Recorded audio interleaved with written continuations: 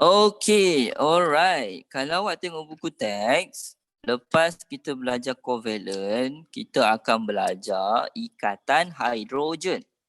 Okay, bukan ikatan yang sah, ikatan hidrogen hidrogen bond. Tapi hidrogen bond ni cikgu tak nak masuk lagi sebab panjang. Takut malam ni nanti jadi lama, tak mau. Lepas hydrogen bond, kita ada dative bond pun tak mau masuk lagi. Lepas dative bond, kita ada metallic bond pun tak mau masuk lagi. Lepas metallic bond, kita ada j bond pun tak mau masuk lagi. Yang last sekali cikgu nak masuk. Okay, perbezaan antara ionic dan juga covalent. Disebabkan kita baru belajar ionic dengan covalent ni, kita terus kepada ni perbezaan dia. Nanti awak lupa dah, awak dah belajar hydrogen, awak dah belajar metal bond, awak dah belajar dative bond, awak dah tak ingat dah ionic tu menatang apa, covalent tu menatang apa, dah tak ingat dah. Okay, so time tengah fresh ni kita belajar terus lah. Okay, so perbezaan ionic covalent. Kejap. Buku teks, mana buku teks ni? Okay. Tengok sikit buku teks cakap apa. Okay, right, yang pertama. Perbezaan yang pertama, ionic versus covalent. Okay. Ionic, kalau elektron, dia transfer. Okay, transfer elektron. Kalau covalent, sharing, perkongsian. Transfer kat sini maksudnya ada dua lah. Donate ataupun receive. Okay, ada yang donate, ada yang receive. Metal donate, non-metal receive. Okay. So, kalau covalent, sharing, kongsi. Okay, tak ada yang bagi, tak ada yang terima. Dua-dua bagi, dua-dua terima. Okay, dia berkongsi. Okay, itu yang pertama, perbezaan yang pertama. Okay, perbezaan yang kedua ialah dia punya type of particle.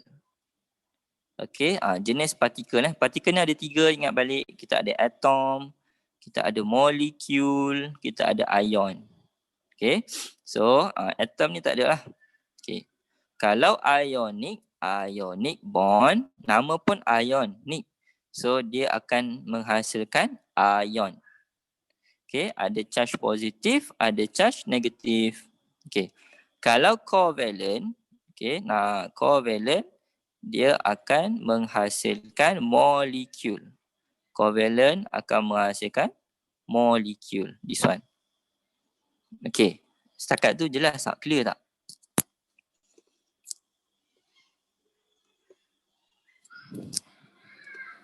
Jelas. Okay. Alright. Okay, itu dua perbezaan tu. Okay. Next perbezaan dia ialah apa tu nama dia? Jenis atom, type of atom. Type of atom. Maksudnya jenis atom yang combine. Kalau ionic, metal dan juga metal dan juga metal. Okay. Kalau covalent, metal dan juga non-metal. Okay, itulah ingat yang ni. Ionic, metal, covalent, metal, non-metal. Terbalik. Allah. Non-metal, sorry. Okay, covalent, non-metal. Ionic, metal, non-metal. Okay. Ionic ni laki perempuan, covalent ni sejenis, laki-laki perempuan. Dia homo apa tah? Homo apa? Yang sejenis tu? Aduh, tak tahulah. Sebut. LGBT. LGBT. Yes. Homosexual. Yes. Okay, LGBT. Covalent LGBT. Non-metal. Laki-laki, perempuan. Ionic normal, laki perempuan. Metal, non-metal. Okay, selesai. Okay, alright. Next, kita tengok properties.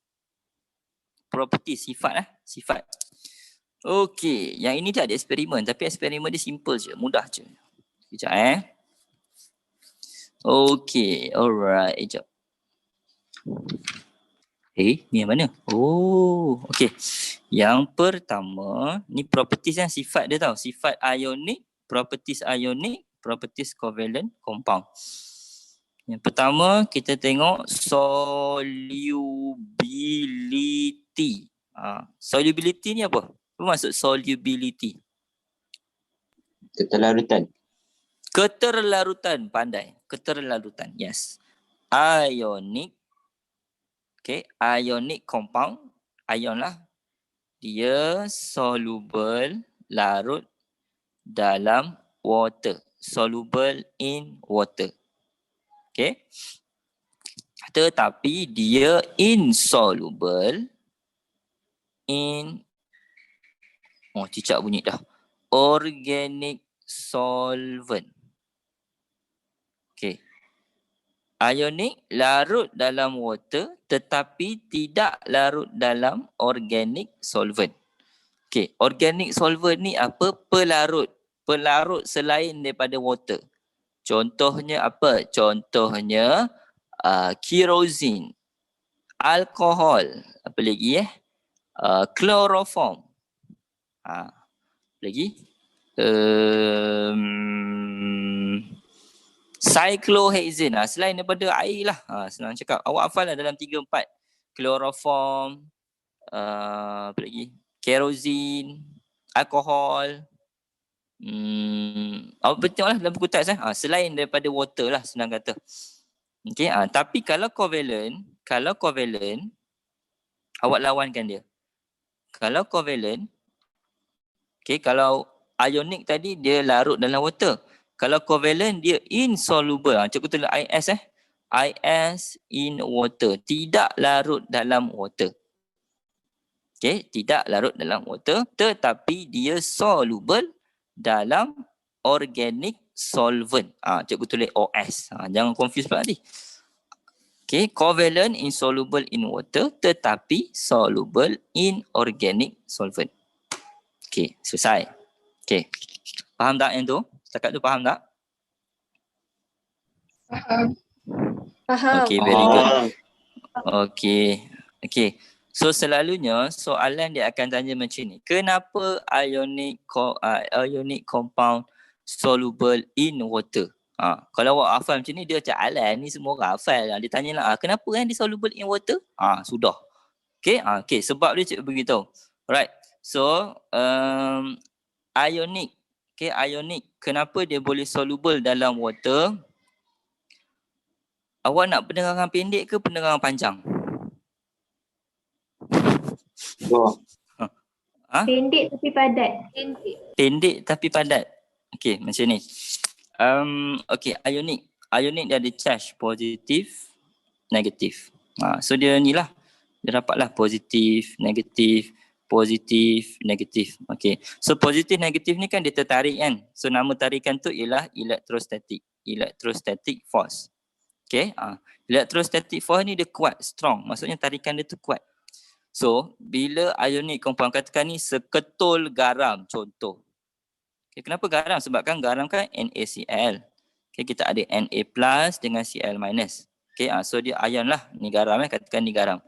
So garam bila masuk dalam water, dia dissolve. Kita kacau, dia larut. Okay, kenapa dia larut? Sebab water dia boleh memecahkan.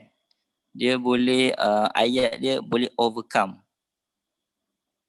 Okay, dia boleh overcome. Dia boleh memecahkan ataupun memutuskan tarikan elektrostatik tersebut. Macam tu. Okay, water boleh. Tetapi kalau organic solvent, kan garam masuk dalam pelarut organik. Pelarut organik ni dia tidak boleh overcome. Cannot overcome electrostatic force. Okay, dia tak boleh nak leraikan tarikan tu. Tapi air boleh. Okay, air boleh. Okay, so bila dah terlerai kan, positif negatif yang asalnya tadi tu tertarik, dia duduk rapat-rapat. So bila dia dah tak ada tarikan tu, dia akan jadi free dia akan jadi free. So kita panggil sebagai free moving ion. Okay, so 2 point. 2 point. Yang pertama, water boleh overcome electrostatic force attraction, daya tarikan elektrostatik. Okay. Yang kedua, point yang kedua, so bila dah daya tarikan tu dah putus, dah tak ada dah daya tarikan, ion-ion tu dia akan free. Kita panggil dia free moving ion. Dia dah bebas, dah nak bergerak ke mana-mana tanpa tertarik dekat mana-mana. Gitu. Seolah-olahnya dah kahwin. Ataupun kawin tak boleh. Soalannya dah break dan masing-masing bebas begitu. Kalau masih tak break, masing-masing tertarik antara satu sama lain. Macam itulah lebih kurang Boleh Okey. So nanti dia jadilah, dia akan jadi tadi NaCl kan. Na plus tertarik dengan Cl. So bila force tu dah pecah, dia dapatlah single Na plus Cl minus, dah duduk asing-asing dah. Dah tak tertarik macam tu. Okay, so dia dah free. Sebab tu kita panggil free moving ion. Okay, 2 point. Clear? Clear ke tak clear? Very good, pandai. Okay, right. Next. Next, itu solubility Solubility. Okay, dia punya eksperimen dia simple gila nak mati. Sekejap. Tak adalah nak mati tapi simple lah. Dia bagi 2 test tube. Simple je, ambil 2 test tube. Pop. Ini letak water, H2O. Belah kanan ni kita letak organic solvent. Okay, katakan kita letak chloroform. Chloroform ni awak jangan buat main tau. Chloroform ni kalau awak tengok cerita-cerita kan yang dia nak kidnap orang kan, dia tekuk hidung orang tu dengan tisu kan. Lepas tu orang tu pingsan. Sebenarnya dekat tisu tu dia letak chloroform tau. Chloroform. Dia letak chloroform, lepas tu letak kat hidung, orang tu cium chloroform, lepas tu jadi tertidur. Okay, pingsan. So awak jangan try pula lagi. Pergi beli chloroform kat Shopee, lepas tu try dekat adik awak. Kau tak tidur-tidur, tidur kau. Jangan try macam tu. Bahaya. Okay. Belah kanan, belah kiri ni, okay, katakan kita letak garam lah, ionic. Okay, contoh covalent kita ambil apa? Naphthalene. Naphthalene ni ubat gegat lah. Okay. So masukkanlah 2 makhluk ni ke dalam test tube yang ada water, lepas tu kacau. Okay, jangan masukkan serentak. Masukkan garam dulu, lepas tu kacau, tengok dia larut ke tak larut. Lepas tu masukkan pula naphthalene. Kacau, tengok dia larut ke tak larut. Okay, lepas tu masuk pula dekat dalam chloroform. Okay, masukkan garam, kacau, tengok dia larut ke tak larut. Lepas tu masukkan pula naphthalene, kacau. Tengok dia larut ke tak larut. Okay, simple je dia punya tu. Okay, ada soalan pasal tu? Ada? Tak ada? Okay, itu berkenaan dengan solubility. Okay, next sifat properties beza ion dan juga covalent, kita tengok electrical conductivity. Okay, pengaliran elektrik. Conductivity. Okay, first kita tengok ion dulu ionic. Okay, contohnya garam tadilah, NaCl. Okay, so NaCl dia dalam bentuk solid. Okay, dalam bentuk solid lah, yang dekat dapur tu kan, dia bentuk berpejal. Bila kita masuk dalam water, kita kacau, dia akan jadi solution. Okay, dia akan jadi solution. Okay, ataupun nama lain solution ialah aqueous. Aqueous. Ejaan dia. Aqueous. Okay, nama sebutan dia aqueous. Okay, solution ataupun aqueous ni benda yang sama. Iaitu benda yang solid, kita larutkan dalam water. So dia akan jadi solution ataupun aqueous. Larutan garam. Okay, satu lagi istilah ialah molten. Molten. Okay, kalau siapa yang main bola jaring, dia pernah jumpa perkataan molten. Sebab bola jaring tu ada tulis perkataan molten. Bukan molten bola tu Molten dekat sini ialah, awak bayangkan garam tadi. Garam yang solid tadi kita masuk, lepas tu kita panaskan. Okay, so nanti garam ni dia akan cair, melt. Okay, so dia akan jadi leburan. So molten ni ialah leburan. Okay, maksudnya garam tu kita tak masuk dalam water. Kita tak larutkan dia dalam water, tapi kita panaskan dia. Okay, macam awak buat caramel. Okay, siapa yang suka buat caramel tu dia tahu. Caramel, gula tu awak panaskan kan, lepas tu dia jadi macam cair. Itulah molten, leburan. Tahu caramel?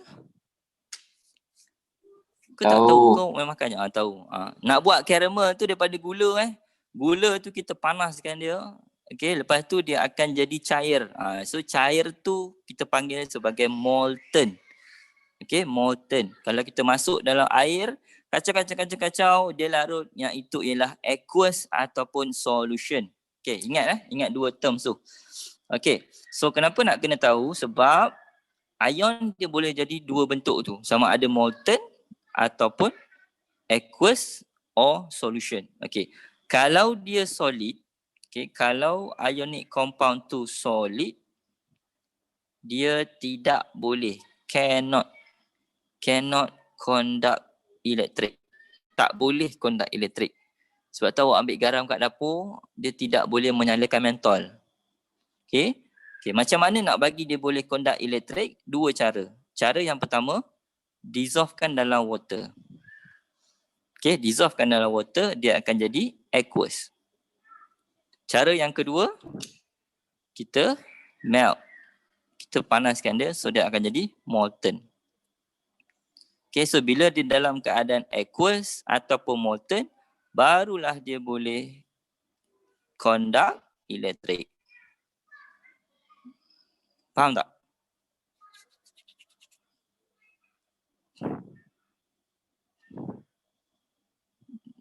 Okey ke? Faham ke? Faham Okay, so ingat macam tu Ion solid tak boleh conduct elektrik, tetapi bila dia aqueous ataupun molten boleh conduct elektrik. Okay, soalan dia why? Kenapa? Okay, so bila sesuatu benda yang ion dia boleh mengalirkan elektrik sebab dia ada free moving ion. Okay, dia ada free moving ion. Macam mana nak bagi ion tu bergerak bebas? Macam air tadilah, ion tu dia tertarik positif, negatif. Dia tertarik antara satu sama lain. So kalau dia solid, dia masih rapat-rapat macam ni, masih tertarik. Tetapi bila kita dissolve, larutkan dalam water ataupun bila kita panaskan, dia akan pecahkan electrostatic force tu. Tarikan tu dia akan pecahkan. So ion tu dia akan bebas. So dia akan jadi free moving ion. Okay, so sama 2 point. Yang pertama, okay, kalau dia aqueous, water akan overcome the electrostatic force. Kalau dia molten, kita panaskan dia, heat bukan fire, bukan api, heat, haba tu yang akan overcome the electrostatic force attraction dan akan point yang kedua akan menghasilkan free moving ion. Okay, point yang kedua, ion tu dah bergerak bebas dah tak ada tertarik, dan juga ion-ion tu dia akan membawa charge, carry charge. Ni 3 point 3 point. Okay, overcome free moving ion dan juga ion yang bergerak bebas tu dia membawa charge, carry charge. Kalau dia bawa positif, bawa negatif. Okay, so bila dah free, barulah ada pengaliran elektrik. Okay, faham tak? Faham. Andai. Okay, faham Alright. Tetapi covalent, minta maaf cakap, dalam keadaan solid, dalam keadaan molten, dalam keadaan aqueous sekalipun, 3 keadaan ini tidak boleh, cannot conduct electric, tak boleh langsung. Dia solid ke, dia tak solid ke, dia liquid ke, gas ke, lebur ke, larutkan dalam air, dia tak larut dalam air. Okay, dia takkan mengalirkan elektrik. Okay, so soalan why? Kenapa covalent tidak boleh mengalirkan elektrik? Sebab apa? Sebab dia tak Siapa nak boleh jawab? Okay, sikit lagi. Sebab dia tak ada ion. Bila tak ada ion, dia tak adalah free moving ion. Okay, keyword dia ialah free moving ion. Ada ion yang bergerak bebas, barulah elektrik boleh mengalir. Okay, tetapi covalent, mana ada ion? Contohnya kita ambil macam tadi. Apa tadi? Allah lupa. Apa nama tu? Cicak ni bunyi je kerja kau. Naphthalene. Naphthalene. Naphthalene. Okey. Naphthalene dia ada dua, gabung karbon dengan hidrogen. Karbon tak silap je 10. Karbon 10, hidrogen 8. Okey, tengok Okey, naphthalene ni contoh covalent. Karbon non-metal, hidrogen non-metal. Karbon mana ada charge, mana ada C+, C-, tak ada. Okey, tak ada. Tak ada. Okey, tapi hidrogen ada. Hidrogen ada H+. Okey, tapi disebabkan dia combine dengan karbon, karbon ni tak ada charge, so hidrogen ni pun tak ada charge. Okey, so dua-dua ni tak ada charge. Okey, dua-dua ni tak ada charge. So dia tak ada lah ion. Okey, dia tak ada ion. Kalau ikatan tu pecah, contoh karbon dengan hidrogen ni pun terpisah. Kan, karbon dengan hidrogen ni kan dia kongsi elektron kan. Katakan diorang ni dah break. Dah berpisah, karbon pergi jauh, hidrogen pergi jauh. Karbon masih tak ada charge, hidrogen pun masih tak ada charge. Okay, so dia tetap tak ada charge. So tak ada free moving ion, so tak bolehlah mengalirkan elektrik. Okay, boleh tak? Faham tak? Faham. Faham Okay, alright. So dalam exam macam itulah kalau soalan tanya. Why covalent compound cannot conduct electricity? Yang pertama, there is no free moving ion. Tak ada free moving ion. Okay, so bila tak ada free moving ion, okay, covalent compound dia kekal dalam bentuk molekul. Okay, dia maintain dalam bentuk molekul ataupun dia maintain neutral. Okay, dia maintain lah macam tu. Macam C10, ya Allah 18. C10, H8. Ni kan satu molekul ni. Nampak ni satu molekul. Bahkan tadi kita dah tengok dah, covalent dia akan menghasilkan molekul. Ni lah satu molekul ni. Satu molekul ada 10 karbon, ada 8 hidrogen. Ni satu molekul. Okay, ni satu molekul. So molekul ni dia tak akan pecah lah. Karbon dengan H ni dia tak akan break. Dia tak akan berpisah. So dia akan duduk, dia masih kekal dalam bentuk molekul. And then bentuk molekul ni dia tak ada charge. Okay, dia tak ada positif ke negatif. Okay, so itu 2 point. Okay, yang last sekali. Dia punya eksperimen. Okay, eksperimen ni mudah je. Eksperimen dia kita ada crucible. Cikgu, Masa lama lagi tak? lagi 9 minit. 9 minit. Okay, tak apalah. Habiskan ni dulu. Satu lagi sesi Satu lagi. Lepas tu kita habis dah. Okay, boleh left. Boleh leave. Leave ke left? Leave. Okay, alright. Okay, ni dia punya eksperimen tadi eksperimen untuk tengok yang mana boleh mengalirkan elektrik, yang mana tak boleh. Okay, yang ini untuk molten Yang ini untuk molten tau. Molten. Cikgu, Ya, saya. Screen. cikgu. Okay, kejap.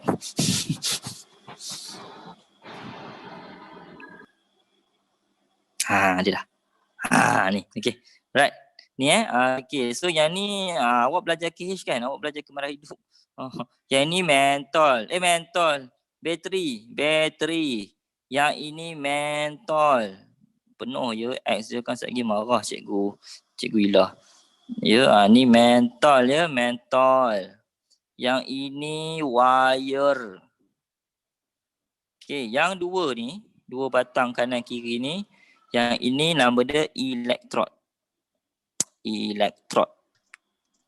Elektrod ni dia akan bawa current daripada wire. Okay, lepas tu dia akan bawa ke sinilah. Ni. Okay, so elektrod ni kita rendamkan, kita celup ke dalam ke dalam molten. Ni ke dalam ni mangkuk ni mangkuk. Bukan sembarang mangkuk ini nama dia ialah mangkuk pijar ataupun crucible. Crucible yang mangkuk comel putih tu kan. Crucible tu. Okay. So kalau compound tu solid, kita masuk dalam mangkuk tu. Lepas tu kita panaskan, kita heat lah guna Bunsen burner, heatkan dia. Okay, lepas kita heat nanti dia akan melt, dia akan lebur. So dia akan jadi molten. Okay, dia akan jadi molten. Okey, lepas tu tengoklah mentor tu menyala ke tak menyala. Kalau mentor tu menyala, maksudnya dia ionic. Okey, kalau mentor tu tak menyala, maksudnya dia bukan ionic. Okey, satu lagi, kalau kita tak nak guna molten, okey, kalau tak nak guna molten, kita guna beaker. Guna beaker, beaker. Right, sama, kita ada elektron, dua elektron kanan kiri, sambung dengan wire, mentol. Okay, kalau nak tambah Swiss pun boleh, tak ada masalah. Bateri 2 biji, sebiji pun boleh. Wire, gitu. Okay, so ini beaker ni beaker. So dalam ni kita ada aqueous ataupun solution.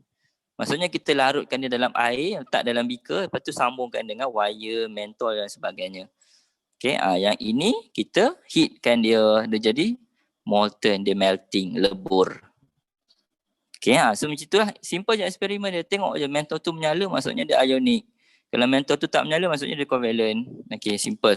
Okay, last sekali melting and boiling point.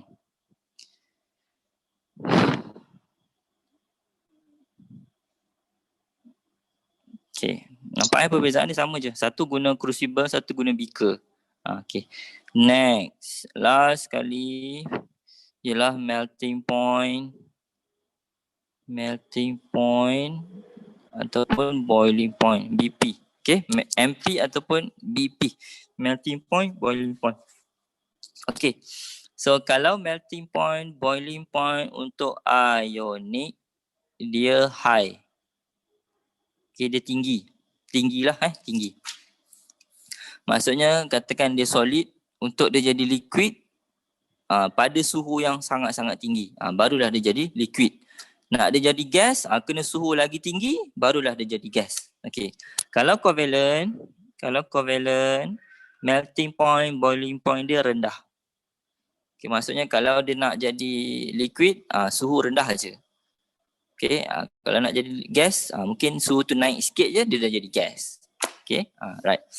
So, ingat ni melting point, boiling point, ionic very high. Covalent, melting point, boiling point very low. Okay, now kita tengok dia punya reason, sebab dia. Okay, reason. Okay, kita tengok ionic dulu ionic. So agak-agak kenapa ionic ni tinggi dia punya melting point dan juga boiling point? Why? Kenapa dia tinggi? Kenapa dia tinggi agak-agak? Ada lagi tak ni? Ada lagi. Sebab dia apa? Sebab dia metal bukan? Sebab ionic dia ada charge positif, negatif. Dia macam tadi, sama je. Positif, negatif. So positif, negatif ni tertarik oleh tarikan electrostatic force. Electrostatic force ni very very strong. Sangat-sangat kuat.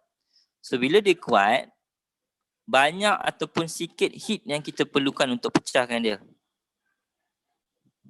Banyak ataupun sikit? Banyak. Okay, so bila banyak, sebab tu melting point dia makin tinggi, boiling point dia pun makin tinggi. Sebab lagi banyak heat yang kita perlukan, more heat.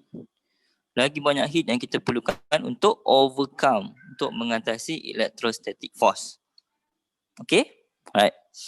Okay, bila ion tu dah terpisah antara satu sama lain, barulah dia jadi liquid. Okay, kalau dia rapat-rapat macam ni dalam keadaan solid. Okay, itu untuk ionic. Okay, untuk covalent, kenapa dia rendah? Okay, yang ni cikgu tak sentuh lagi. Okay, untuk covalent, contohnya macam water, H2O. Okay, covalent dia menghasilkan molekul. Okay, covalent menghasilkan molekul. Ini satu molekul H gabung dengan O. Yang ini satu molekul. Okay, ada lagi molekul lain H2O. Okay, ada lagi molekul lain sama H2O. Okay, so in between molekul between molekul, di antara molekul, okay, di antara molekul ada 3 molekul ni, so di antara ini dan ini, di antara ni dia ada tarikan, dia ada attraction. Okay, dia ada tarik attraction juga. Tapi nama dia bukan elektrostatik. Nama dia ialah Van der Waal. Cikgu tak pasti cikgu dah beritahu ke belum. Okay, nama tarikan antara molekul ialah Van der Waal. Okay, Van der Waal force ataupun Van der Waal attraction. Okay, Van der Waal attraction ni, dia punya tarikan ni weak. Lemah. Okay, lemah. So, bila lemah, banyak ataupun sikit heat yang kita perlukan. Sikit. Sikit, very good. Sikit. So, bila sikit, rendahlah melting point dia. Rendahlah boiling point dia. Okay, tu je lah. Beza ionic dengan covalent. Selesai masalah. Okay, habis dah. Lepas tu eksperimen. Eksperimen dia mudah. Ulalat ni. Okay, eksperimen dia mudah. Beaker. Okay, letak 2 test tube. Minta maaf lah je lukisan sini. Okay, ni dalam ni water je. Ni water. H2O. Okay, 2 test tube. Test tube satu ni kita letaklah sebatian ionic. Letak solid. Yang ini letak sebatian covalent. Jangan letak water pula. Water dekat luar. Lepas tu kita heat. Panaskan. Panaskan. Okay, lepas tu kita tengoklah yang mana yang akan melting dulu. Okay, antara ionic ataupun covalent. So kalau ikut teori, covalent lah kan yang akan melting dulu. Dalam ni lah yang akan jadi air dulu dalam ni. Okay, dia akan jadi liquid dulu. Berbanding dengan yang ini. Yang ni masih kekal solid. Okay, water ni dia just nak bagi heat tu dia seragam. Okay, dia nak panaskan boiling tube yang duduk dalam ni lah. Duduk dalam water tu lah. Okay, simple tu. Simple sahaja. Okay, ada satu lagi bahagian. Sikit je. Ya Allah, cicak ni bunyi je kerja. Satu lagi bahagian, covalent. Okay, sikit. Ini bukan beza covalent dengan ionic tau. Ini covalent saja. Covalent dia ada 2. Satu simple. Satu giant. Okay, simple ni maksudnya dia simple. Simple ni maksudnya dia tak besar lah, dia kecil. Dia kecil. Contohnya macam naphthalene tadi. Naphthalene C10H8. Ni satu molekul. Okay, ni satu molekul lah. So molekul dia kecil-kecil. Ni ada satu molekul. Ni ada katakan ada satu lagi molekul. Nampak dia molekul. Dia molekul yang kecil molekul. Okay, ni ada lagi lah. Okay, so di antara molekul ni dia lah ada tadi. Apa nama tarikan dia tadi? Apa nama tarikan dia? Van der Waal. Very good. Van der Waal. So antara molekul ni adalah tarikan Van der Waal. Okay, yang ini untuk simple simple covalent. Okay, maksudnya molekul yang kecil. Alright. Okay. So kalau giant, covalent yang berbentuk giant, dia tak ada molekul tau. Dia tak ada molekul. Dia seketul macam tu. Pam. Maksudnya atom tu dia bersambung. Gabung sini. Sambung. So struktur dia tu akan jadi giant, akan jadi besar. Dia tak akan jadi pecah kecil-kecil. Kalau macam ni, dia pecah kecil-kecil. C10H8, satu molekul. Lepas tu ada lagi beberapa C10H8. So dia ada taburan molekul. So di antara molekul tu dia ada van der Waal. Okay. Untuk yang giant, dia tak ada molekul. Maksudnya dia seketul. Semua atom tu bergabung satu sama lain. Buat bond sama lain. Dia tak ada pecah-pecah kecil-kecil. Dia tak ada molekul. Okay. So bila macam ni, okay, kalau yang covalent yang giant, dia punya melting point dengan boiling point dia akan jadi tinggi, akan jadi high. Okay, akan jadi high. Sebab apa? Sebab dia tak ada molekul. So dia tak ada van der Waal. Okay, dia tak ada van der Waal. Okay, kalau yang simple covalent, dia dalam bentuk molekul. Antara molekul tu ada van der Waal ni lemah. So sikit je heat yang kita perlukan. Tetapi yang ini dia tak ada tarikan van der Waal sebab dia tak ada molekul. Okay, dia atom yang bergabung. Maksudnya atom ini katakan C gabung dengan ni, pom ni. So last sekali struktur dia akan jadi besar. Okay, akan jadi besar. So kalau antara atom, Okay, katakan atom yang ini bond dengan atom yang ini. So yang ini dia ada bond kan? Dia ada bond. So kalau antara atom dengan atom, dia punya bond tu very very strong. Okay, atom dia sangat-sangat kuat. Dia punya ikatan dia tu kuat. Sebab tu lagi banyak heat yang kita perlukan. Berbanding dengan antara molekul. Di antara molekul, dia ada van der Waals. Van der Waals ni lemah. So sikit saja heat yang kita perlukan. Tapi kalau antara atom bond dengan atom yang lain, bond lagi dengan atom yang lain. Antara atom dengan atom, ikatan dia tu sangat kuat. Okay, ikatan dia tu sangat kuat. Okay, so bila kuat, lagi banyak heat yang kita perlukan. Okay, jangan confuse Tapi kalau antara ion dengan ion, contoh positif dengan negatif, okay, ikatan ni kita panggil electrostatic force. Okay, nampak tak beza? Antara molekul dengan molekul, van der Waals. Antara ion dengan ion, electrostatic force. Yang ini dalam ionic compound. Satu lagi, atom kepada atom. Atom dengan atom. Atom dengan atom, bond. Nama dia covalent bond lah. Covalent bond lah. Okay, sebab kita belajar covalent kan. Ni dalam skop covalent. Maksudnya atom non-metal. Okay, atom non-metal dengan atom non-metal buat bond. Bond ni kita panggil sebagai covalent bond. Okay, bond antara atom. Bond ni very very strong.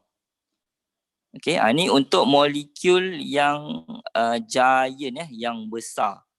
Maksudnya atom dia tu dia bond dengan semua atom yang ada dekat keliling dia. Dia tak ada pecah kecil-kecil. Okay, kalau yang simple covalent dia pecah kecil-kecil. Macam ni. Okay, dia ada molekul dia pecah kecil-kecil. Okay, faham tak? Clear tak? Cakap agak ego tu. Ego sampai 10:40 je.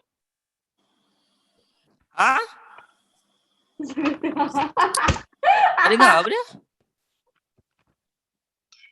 Dia potong mic tu. Loh, awak cakap apa? Tak dengar? Oh, tak apalah. Okey, habis dah. Tu je lah. Ada nak tanya?